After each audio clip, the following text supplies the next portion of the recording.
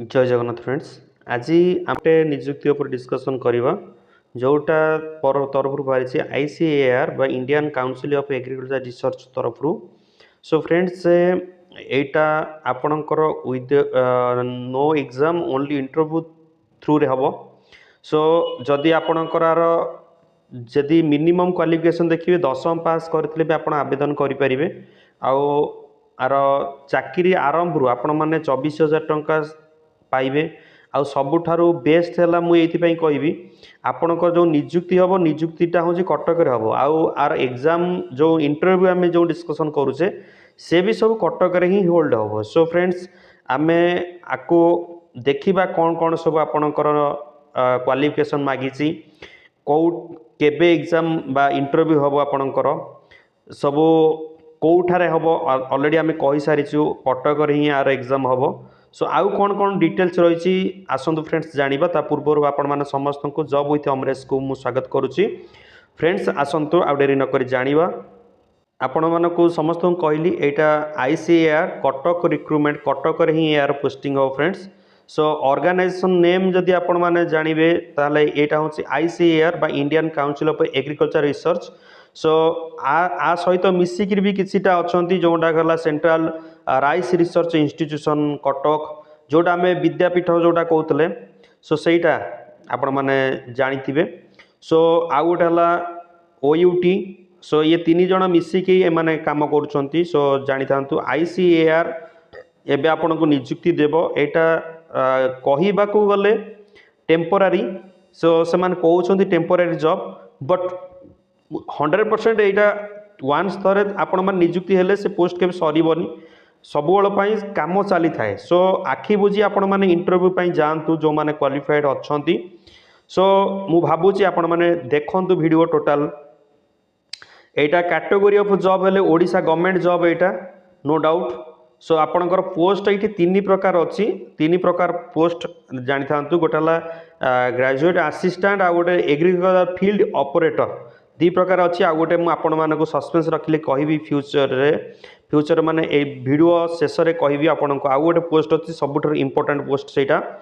सो एटा exam जदि आपण माने केमिति पाइबे एप्लिकेशन मोड ओनली फॉर आपणकर वर्क इंटरव्यू हम। आपणकर इंटरव्यू माध्यम पोस्टिंग हम हु आउ केउठारे हम जदि आम कहिया प्लेस ऑफ पोस्टिंग भी कौटी हम ना कटक हम कटक ही आपणकर इंटरव्यू हम। सो एटा माइंड रखंतु आपणकर पोस्टिंग कटक ही हेबो। सो आठु आउ बेस्ट जदि आम ओडिशा रे जदि आम देखिबा हमर बेस्ट लोकेशन हला गोटे हला कटक गोटे हला भुवनेश्वर। आउ जदि आम कटक रे जॉब मिलुच आउ ताठु बेस्ट आम किछ कहि परिबानी। सो जेहेतु एटा आपणकर तीन प्रकार पोस्ट अछि सो से तीन प्रकार तीन टा डेट से माने डिसाइड करछंती। सो आपणकर तीनटा डेट गोटे 7/2 माने 7 फेब्रुआरी 7 रे गोटे परीक्षा हम आउ गोटे फेब्रुआरी 11 रे गोटे इंटरव्यू हम परीक्षा माने इंटरव्यू आउ गोटे 12 रे आपणकर इंटरव्यू तीनटा पाई जो पोस्ट अच्छी तीनटा डेट से डिसाइड करछंती। आपण मैंने से डेट को मन रखते गोटे 7 तारीख रे फेब्रुआरी 7 आ गोटे फेब्रुआरी 11 आउ गोटे फेब्रुआरी 12 ये तीनटा डेट को आपण मैंने कंसीडर करेंगे भूलिबेनी। आउ गोटे कथा फ्रेंड्स आपको बोथ मेल एंड फीमेल माने अप्लाई करें किसी प्रोब्लेम नहीं। प्रथम आम डिस्कसन करवा जे आपाई एजुकेशन क्वालिफिकेशन कौन रोचे। एजुकेशन क्वालिफिकेशन आपणकर प्रथम है ग्रेजुएट असिस्टेंट जोटा आम कहे। सो एमानकर candidate completed graduate in science subject. Friends science subject जदि आप ग्रेजुएशन कंप्लीट करिसेंती ताहले आपण माने इलिजिबल होउछंती ए पोस्ट पाई। हाँ फ्रेंड्स ता सहित आपणकर बेसी एडवांटेजेस रहिबो आपण माने जदि पोस्टिंग जो ग्रेजुएशन करिसेंती एग्रीकल्चरल सेक्टर हो बॉटनी हो माइक्रोबायोलॉजी हो यही सब सेक्टर रे जदि आपण ग्रेजुएशन कंप्लीट करिसेंती ताहले आपण निश्चिंत पकांतु। सो आउ गोटे अच्छी 2 नंबर जोटा आम डिस्कसन करूले आपणकर एग्रीकल्चरल फील्ड ऑपरेटर जो मैंने अच्छा एमानकर 10th विथ +2 मन रखु पिले +2 जदि आप कंप्लीट प्लस 10th कंप्लीटेड तो कंपलसरी। सो +2 जदि आप एग्रीकल्चर सेक्टर रे करिसेंती ताहले आखि बुझी आपण मान पकांतु।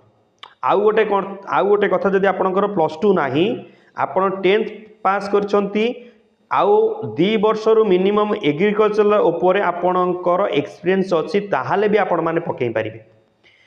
तीन नंबर भी सी देइछंती से जो स्टाफ ऑपरेटर जो फील्ड ऑपरेटर 10th अच्छी plus diploma in agriculture sector आपन जदि पकेइछंती करिछंती पास करछंती आपन आखि बुझी पकांतु फ्रेंड्स आउ पकेबार देखि सिना आपन जो दिन परीक्षा से दिन इंटरव्यू अछि से दिन ही आपन जान कटक एबे आमे जानिबा सो फ्रेंड्स एबे आपनकर एज लिमिट जानतु एज लिमिट है आपनकर मिनिमम 21 दरकार अछि मैक्सिमम 55 तापर भी एज रिलैक्सेशन अछि आपनकर ओबीसी पई 3 वर्ष एससी एसटी पई 5 वर्ष एक सर्विसमैन है 5 वर्ष पीडब्ल्यूडी हेतिला आपनकर 15 वर्ष एज रिलैक्सेशन अछि आठो आ भलो खराब किछि नाही मु आपन कहबी सो आपनकर जदि प्रथम स्टार्टिंग रु आमे देखिबे आपनकर जीए हेले बा ग्रेजुएट असिस्टेंट हेले आपनकर 24000 मिनिमम पर मंथ आपनको आसीबो एग्रीकल्चर फील्ड ऑपरेटर हेले आपनको 18000 पर मंथ आसीबो आउ एसआरएफ बा साब बा पा हेले पीए हेले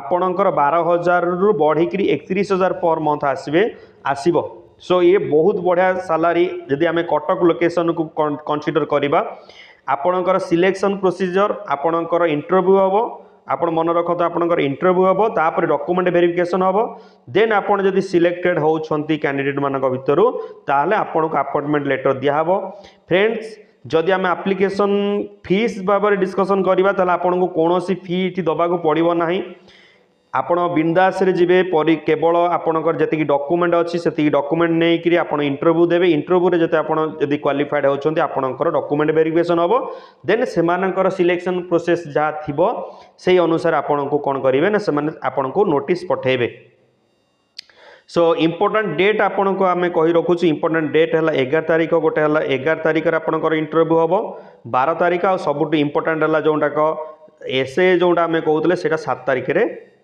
इंटरव्यू हबो सो आपण माने सब मन रखंतु साइड निश्चिंत विजिट करिवे साइड विजिट कर साला पर से कहि स्ट्रिक्टली आपण माने जदि जो पोस्ट पई कहउछंती सेही पोस्ट दिन ही आपण मानको अलाउ करा जिवो ता परे आपण को अलाउ करा जिवो नाही आपण को एटा देखै दोछु तार जोटा को नोटिफिकेशन बाहरिछि देखंतु तार गोटे गोटे जॉब अछि ग्रेजुएट असिस्टेंट पई गोटे पोस्ट एग्रीकल्चर फील्ड ऑपरेटर पई गोटे पोस्ट अछि दरमा भी आपन कंसोलिडेटेड अच्छी 24000 गोटे 18000 संपूर्ण डिटेल्स आपण मानक आगे आमे रखुचु so friend minimum age maximum age सबु जिनिस केतबळे इंटरव्यू हबो सबुर संपूर्ण टोटल डिटेल्स आमे आपण आगे शो कलु सो फ्रेंड्स एमती वीडियो देखिबा पई हम चैनल को सब्सक्राइब करंतु एवं पाखरे थिबा बेल आइकन को प्रेस करंतु पुणी देखा हबो नुआ एक जॉब रे से पर्यंत विदा दंतु जॉब विथ अमरे सहित जोड़ी हे रहंतु थैंक यू फ्रेंड्स जय जगन्नाथ।